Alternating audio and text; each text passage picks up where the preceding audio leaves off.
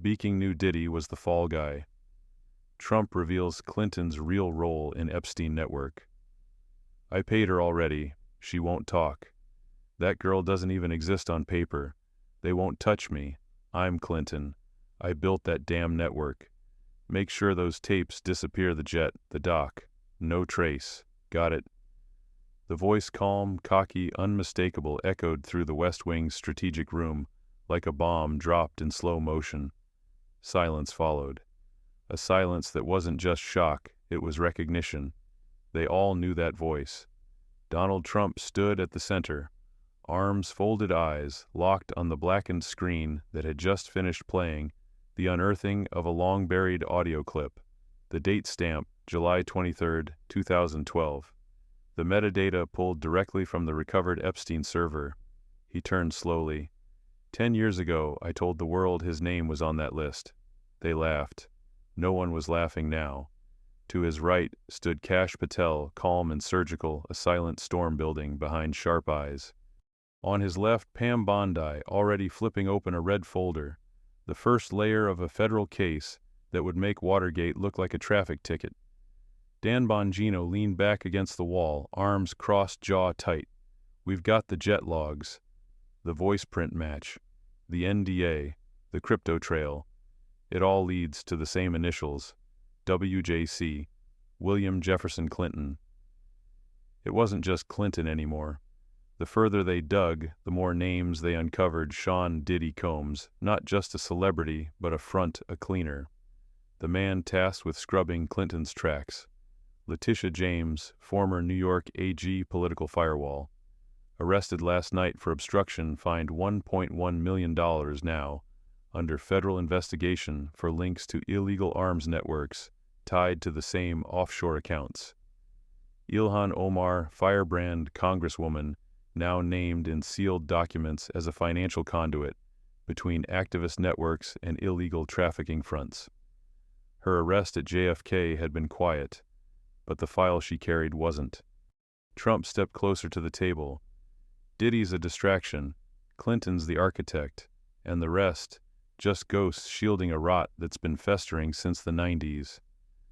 Pam dropped 3 items on the table, an encrypted drive labeled PyBX Vault, E14 AVI, a printout showing 7 unlogged flights from Teterboro to Little St. James, a ledger listing SC Music Holdings as the funding entity for security on those flights.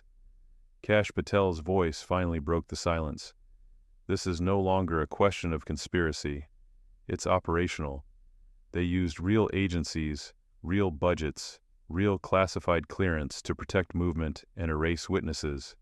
Who authorized it? Dan asked. Pam pointed. Legacy Shield Tier 1. That's Clinton's old State Department designation. Same clearance used during embassy evacuations. Dan laughed without humor. They used the same protocols to traffic children as they did to evacuate ambassadors. Kash nodded. And now we have proof. The hard drive triple verified. Chain of custody intact. Time-stamped to the minute. Pam leaned forward. We go public or we go full lockdown. Trump didn't hesitate. We don't play defense anymore. That night, a black SUV convoy crept up a tree-lined road in Chappaqua, New York. The Clinton estate loomed in the mist, quiet as a grave. Inside, Patel led the breach. No grandstanding, just precision. 3rd door basement level. A cold server 2007 tech, offline. Etched on the casing EP Transit V1. The terminal blinked to life. Inside a folder named Funding and Logs. Do not open. They opened it. Line 19, Guest Concealment Services. Crypto. Timestamp 2012. Wallet address matched to the former financial director of the Clinton Foundation. Dan's voice cracked through the comms. Get that hash verified. Now! A moment later, triple matched. Confirmed. Pam exhaled. This wasn't friendship. This was an enterprise. Diddy wasn't partying. He was laundering movements. Kash folded his arms. And Clinton, he didn't ride the system, he ran it. Meanwhile, in D.C., subpoenas flew. DOJ files reopened. By dawn, sealed evidence sat on the House Speaker's desk. Speaker Mike Johnson read the brief with a face drained of warmth. This isn't a scandal, it's treason wrapped in celebrity. Get them all in front of the committee, no closed doors. Trump nodded. No more rumors, no more delays. The countdown had begun. The secure war room at the Department of Justice was colder than usual, not in temperature, but in tone. On the primary monitor, a red-coded mission status flashed. Operation Flight Path, active. Kash Patel stood before the screen, arms crossed, staring at the encrypted drive placed on the titanium-reinforced table like it was a relic from a fallen empire. Pam Bondi paced slowly, a sealed folder clutched in her left hand.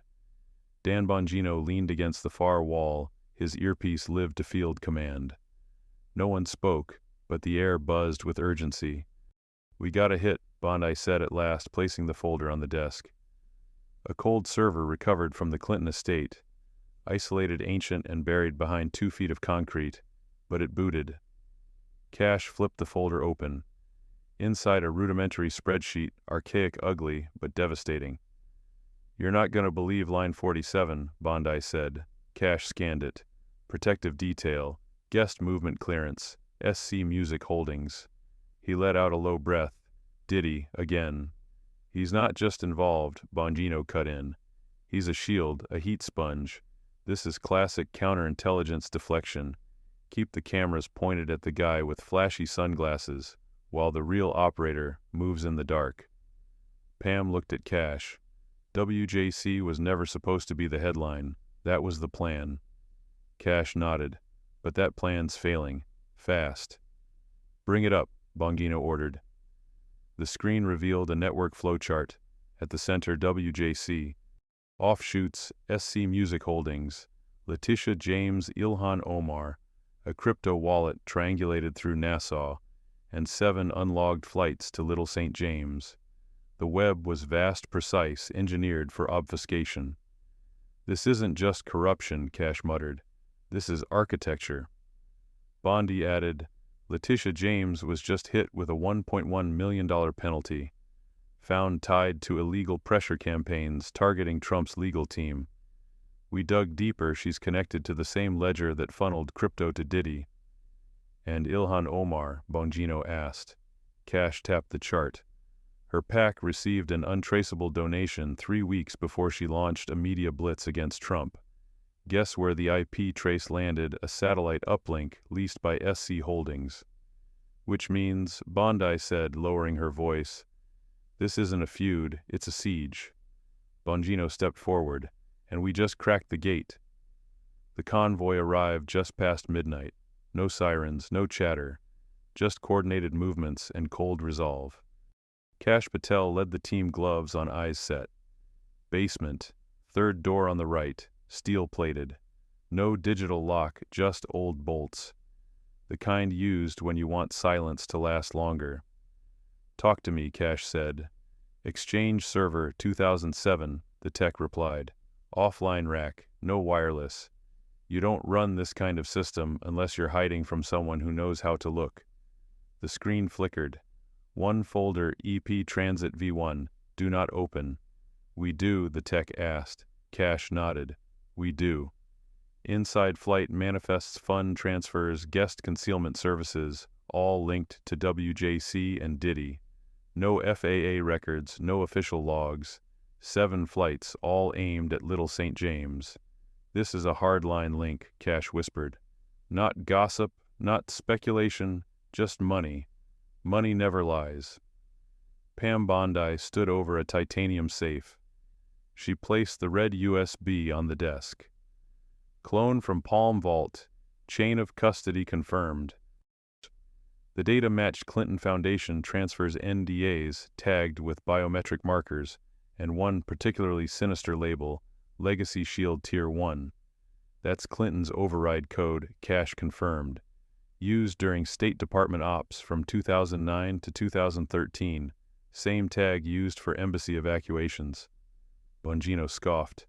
"They used it to hide child trafficking. They turned diplomatic cover protocols into criminal shields." That makes WJC not just a suspect, Bondi said. He's infrastructure. Anthony Rico stood motionless before the judge. Your Honor, I can no longer represent Mr. Comey. Effective immediately. Gasps, confusion, panic in the gallery. Outside, the press clicked like a firing line. Inside, Cash read the trace log. E14 AVI, he told Bondi on the secure line. Facial recognition. 2 matches, 194.7% confirmed. Who? WJC. Pam didn't answer. The silence was enough. Trump stood before the podium. 10 years ago I said his name, he began. You laughed. You called it a conspiracy. But America remembered. And this time we brought receipts. He stepped aside. The screen behind him lit up. A dock. A private jet. Clinton and Diddy faces clear. Make sure we're clear before the girls land. Trump's voice came again, but now colder. This isn't about vengeance, it's about ending the lie. We have the ledger, Cash reported. Combines a cleaner, not the architect. WJC ran the books. And Letitia and Ilhan, field catalysts, political smoke. Bondi walked to the center of the room. Operation Flight Path is no longer just an operation, it's now a threshold. We step through or we become complicit. Bongino nodded. Then let's step. The room fell quiet. This wasn't the end. It was the ignition. In a nondescript server farm, 40 miles outside Washington, D.C., a small team of NSA veterans worked under red light protocols. Their mission decrypt a file tagged E14, AVE, that had triggered cascading digital alarms across multiple federal networks. The red USB drive containing it was now considered the most sensitive legal artifact in American political history. We're in the outer shell, one tech reported. Layer 1 was NSA-grade encryption, cracked. Now we're facing a DOJ-stamped cipher with embedded self-destruct timers. Kash Patel watched from the observation window, arms folded. How long until we see the contents? Depends if it's booby-trapped. This isn't just secure. It's designed to erase both itself and its access history if we fail. Pam Bondi, patched in via secure video, interrupted. Failure is not an option. Trump wants a preview by tonight. The tech nodded grimly. Then we keep going, but if this blows, even the metadata's gone. Dan Bongino sat with Speaker Mike Johnson going over a master list. We've got 29 confirmed entities tied to SC Music Holdings and another 11 tagged with flight overlaps to Epstein's Island. Most of them never appeared in any press coverage. Mike Johnson flipped the folder. You want subpoenas for all of them? Everyone, Dan replied. And fast. Clinton's not a lone operator. He's a node. We pull one string and the whole net starts unraveling. Johnson nodded. We'll need an airtight legal path. Full public hearing is the only way this sticks. And no redactions, Dan added. The American people get the full script this time. Pam Bondi slammed a photo down on the table. That's Omar stepping off a private plane in Rabat. The tail ID matches one registered to SC Music Holdings.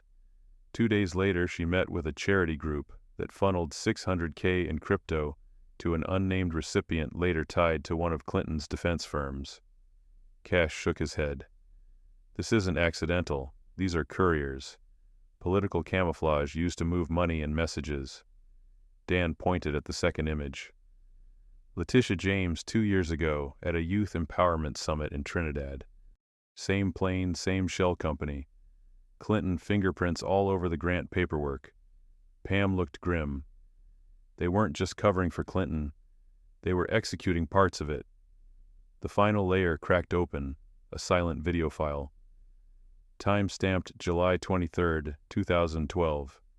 Location Little St. James. Clinton and Diddy seated near the dock. Clinton's voice unmistakable. Make sure she thinks it's a photo shoot and keep the pilot on standby. The girl, blurred for legal reasons, appears to be no older than 15. Diddy's reply. Already done. NDA signed. The pilot thinks it's for a magazine. The room went quiet. Extract biometric data. Cash ordered. Timestamp it. Then triple secure the file and notify the DOJ.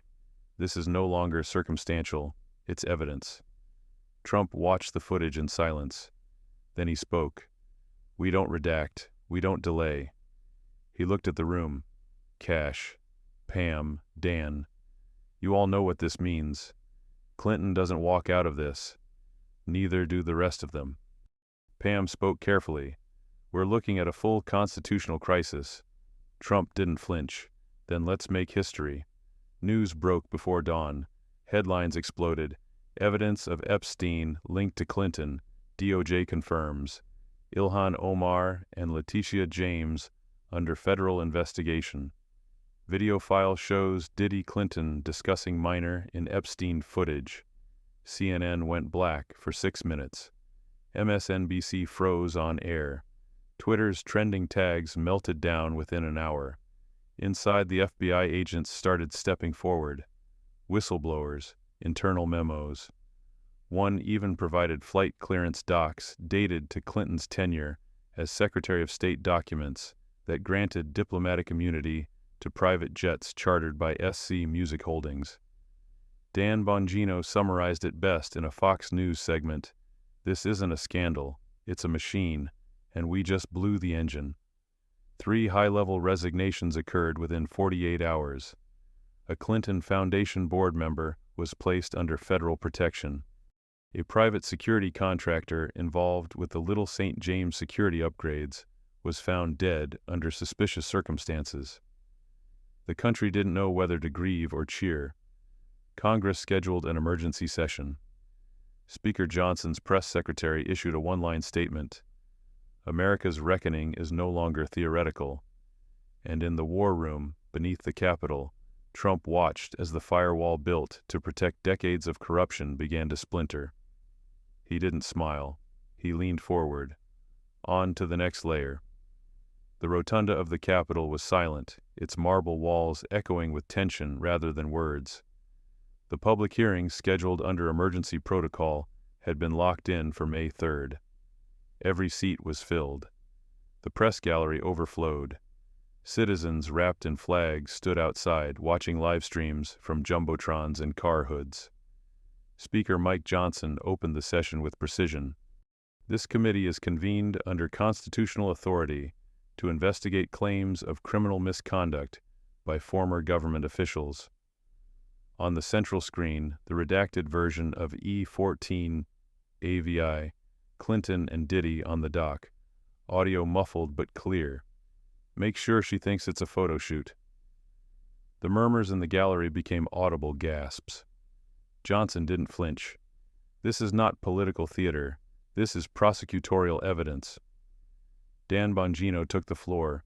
He spoke without flourish. We tracked 7 flights, none logged by FAA, each paid through SC Music Holdings. Each flight carried a VIP who never cleared customs. Each of those flights was tied to a minor's non-disclosure agreement. He tapped the screen. And in every file one tag WJC. Kash Patel followed holding a packet. These are internal authorization slips signed off during Clinton's State Department era. Every guest transport marked diplomatic cargo. Everyone coded for red line clearance. That means it skipped inspection. That means they knew. Pam Bondi stepped up last. And these are the accounts. A crypto wallet anonymized through a 3-tier proxy routing funds from a shell entity listed under Clinton Foundation's Global Relief Initiative. Except there was no relief effort, just cover fire. Bill Clinton, flanked by his legal phalanx, watched in real time. A dozen advisors whispering. A full-time encryption team on standby. We deny everything, his lead counsel said. The file is unverifiable, the voice is unconfirmed. Clinton exhaled through his nose. They're turning a second-term grudge into a goddamn tribunal. That tribunal has subpoenas, sir, another aide muttered, and metadata. Congresswoman Alice Foreman, independent from Montana, asked the only question that mattered. What happens if these findings are confirmed beyond doubt? Mike Johnson answered. Then we moved to full revocation of post office privileges and criminal indictment under Title 18, Section 2422 of the U.S. Code. A pause. Dan added, "That includes obstruction international transport of minors and conspiracy." Gasps. The public gasped, but the panel stayed steady. Pam closed the display. "This isn't about punishment. It's about protection of truth of law of the American people." Letitia James had been arrested 2 hours earlier at JFK. Her lawyer screamed politics. She screamed back that she was a scapegoat. "They set me up, ask Diddy, ask Clinton." Federal agents said nothing. Ilhan Omar had gone underground. Her last known appearance was at a closed-door donor summit in Geneva. By then, the extradition request was already drafted. The red USB drive now sat inside a triple-locked, climate-controlled vault. Only 3 people had access. Bondi, Patel, Bongino. "We've got 4 more files we haven't released," Cash noted. They cover the overlap between Clinton's relief efforts and unregistered air cargo into West Africa. Pam added, "That includes NGO partners with child trafficking red flags." Dan shook his head. "We hold these until the hearing concludes. Release everything now, and they'll claim political sabotage." "We wait," Cash agreed. "Then we drop it all." Protests swelled. Some called it a witch hunt. Others finally called it justice. In a small briefing room below the Capitol, Trump met with his core team. "What's next?" he asked. Pam replied, "The digital forensics teams are preparing the last chain of custody logs. We have one more lever, the intercepted Clinton Foundation payout ledgers. It names names." Trump nodded slowly. "Then next week, we unmask the architects. All of them." Dan chuckled. "They said you were coming for revenge. Turns out you were coming for receipts." Trump didn't smile. "Receipts make indictments." Cash looked up. "And indictments make history." The war room beneath Capitol Hill pulsed with urgency. A new file had arrived. "It's the payout ledger," said Cash, sliding a thick folder across the table to Trump. "Intercepted late last night. Clinton Foundation disbursement logs. They list names, lots of them." Pam Bondi flipped through the pages, her brow furrowed. UN officials, NGO lead celebrities, and even a few journalist people we never thought to connect with. All listed under operational services. Dan Bongino scanned one column. "Look at this. Letitia James received 3 crypto transactions disguised as humanitarian legal grants. Same routing node used for Omar's education fund." Trump's eyes narrowed, and the timestamp overlaps with Epstein's private airfield manifests. Cash nodded. "Clinton's not just a name on this file. He's the index. Everyone here connects through him." Congress was about to hear what no previous hearing dared say aloud: that a former president had architected a global black ops network under the guise of philanthropy. Speaker Johnson summoned both chambers. "We don't sit behind this desk today as Republicans or Democrats," he said, "but as sentinels of the Constitution." The room went still. Pam laid out a map showing flight paths and financial flows. Dots stretched from West Africa to New York, Geneva, to Nassau, Dubai, to D.C. Every arrow began or ended with the Clinton Foundation. "Some of these flights carried aid," she said, "but others carried people. Minors. They left refugee camps and never arrived at schools. They vanished into a network funded by this machine." Dan interjected, "And when those people asked questions, they were silenced. Media got payments. NGOs got infrastructure grants. Anyone too persistent got threats or accidents. Interpol agents stormed the private residence. Ilhan Omar barefoot was handcuffed while shouting about due process and sovereignty. Her laptop was seized. Emails revealed encrypted chats with Clinton's logistics chief discussing relocation metrics and asset cleansing. The chat logs matched code names in Epstein's vault, a direct bridge. Somewhere in D.C., an anonymous agent leaked 2 pages from the unredacted ledger. A single post on a fringe site. It went viral in hours. One name at the top, WJC Tier 1 Legacy Shield. Underneath it, Logistical Control Point SC Holdings, Operational Proxy SD Comey. Trump's phone exploded. Text alerts, push notifications. His reply to them all was simple: proceed. Major outlets that had previously dismissed the investigation began issuing retractions. A CNN anchor opened with, "This morning, the DOJ confirmed that several recordings are authentic and that more indictments are likely." A New York Times op-ed titled "The Clinton Cover-Up" trended worldwide. Pam shook her head. 10 years later, but finally the wind changes. Dan smirked. They're not changing their tune, they're switching sides. Trump walked into applause, muffled by anxiety. The evidence had mounted. Now it was time to speak names. He stood behind the podium. This is not vengeance, this is clarity.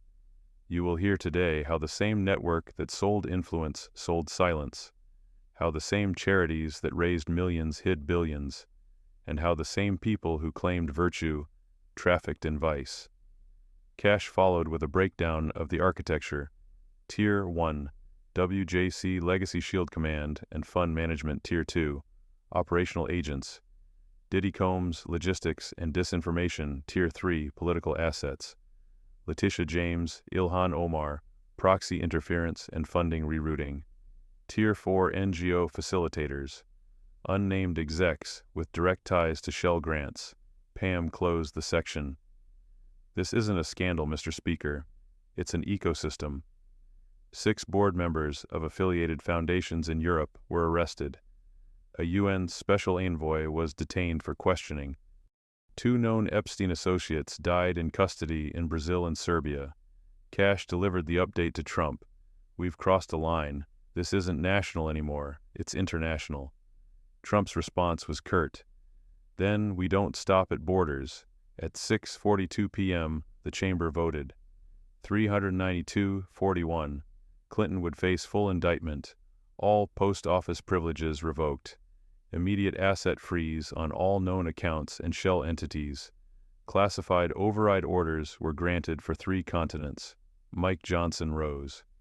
The House affirms the era of protected corruption ends today. A thunder of gavels. That night, Trump addressed the nation from the resolute desk. No institution is above the people. No name is too big to fail. No secret too dark to hide. America was promised transparency. Tonight, that promise is kept. The seal of the presidency faded to black. Only one line remained on screen. The morning of reckoning began without sunrise. A thick layer of gray clouds rolled over Washington, D.C., mirroring the weight of what was about to unfold. For the first time in U.S. history, a former president stood indicted not only for crimes of corruption, but for complicity in international human trafficking. Inside the secure chamber of the Supreme Judiciary Committee, Kash Patel paced like a soldier preparing for battle. Pam Bondi sat reviewing a sealed dossier. Dan Bongino adjusted the final security perimeter. No press this time, no leaks. This was a federal tribunal under emergency clearance. Across the street, the Clinton legal team arrived under U.S. Marshal escort. Bill Clinton, no longer flanked by aides or defenders, walked with a deliberate stoic expression. A fallen titan. The charges were read aloud. 7 articles of indictment, including conspiracy to obstruct justice operation and funding of illicit transport networks, unauthorized deployment of diplomatic infrastructure, crypto laundering of trafficking payments, perjury under oath, destruction of federal evidence, complicity in exploitation of minors. Clinton said nothing. Not a denial, not an acknowledgement, just silence. Pam stood. Today we present the last evidence package, the full release of Clinton's internal foundation comms. Cash tapped a console. A wall-sized screen came alive with chat logs, video fragments, financial ledgers. Note the project tag on each Operation Legacy Shield, set up in 2011. Approved through a secondary override protocol established during his tenure as Secretary of State Emeritus. Dan pointed to one video. This was recorded in 2012 on Epstein's Island. It shows a meeting Clinton, Diddy, and two unidentified officials.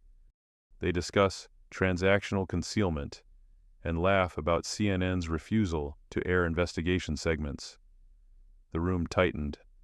Cash read aloud from one log, "Ensure the Caribbean loop is clean before we move to the East Africa batch. I want no trails. Use the Omar route. Then confirm James has judiciary freeze ready. We'll run a proxy narrative through Diddy's shell. Always works." As the tribunal progressed, the country erupted. Protests in New York, rallies in Texas, vigils in rural towns. For every accusation Clinton once laughed off, now there was a document. For every denial, now a time-stamped trail. Mainstream networks buckled. MSNBC anchors walked off air mid-broadcast. Several anchors from NPR resigned in protest. Netflix removed multiple Clinton Foundation documentaries. Spotify dropped Diddy's entire discography. The Hague opened a concurrent review. The UN launched an emergency ethics probe. Switzerland froze accounts tied to shell companies linked in the Epstein flight manifest. Australia, Ireland, and Ghana initiated investigations into intercepted foundation grants. Cash read the updated briefing. 10 more arrests, 4 in Europe, 1 in UAE. Omar's legal team has turned. She's offering testimony in exchange for state witness protection. Dan grunted, "Let them flip. We need the inner circle." In a sealed deposition, Diddy crumbled. "They paid me to create noise," he said. "I was never supposed to run anything. Just distract. Parties, drama, NDAs, you name it. Clinton's guys handled the real stuff." "What real stuff?" asked Pam. He hesitated. "Transit, funds, procurement. They called it cleaning inventory." His eyes watered. "I didn't even know their names, just initials. But I knew who paid me. WJC. The clip aired at the tribunal's final hearing. Standing in the same chamber where Clinton once testified, Trump took no joy. "This wasn't about me." It never was. It was about whether truth still mattered, whether power was still accountable. Today we proved it is. He turned to Pam, then Cash, then Dan. "You didn't just find evidence. You ended an era of impunity." Speaker Mike Johnson issued the ruling. Having reviewed all classified files, decrypted financial records, and sworn testimonies, we, the committee, recommend full referral for prosecution under Title 18. Clinton is hereby stripped of all executive security clearances, post office privileges, and diplomatic immunity. A second gavel fell. The final report was handed to the Department of Justice. The red USB drive now rests in a glass archive at the DOJ Museum, unlabeled but known. Diddy remains under federal protection, his testimony sealed. Omar and James are under investigation abroad. The Clinton estate is empty, and America battered but defiant remembers. Not because it was told, but because it saw.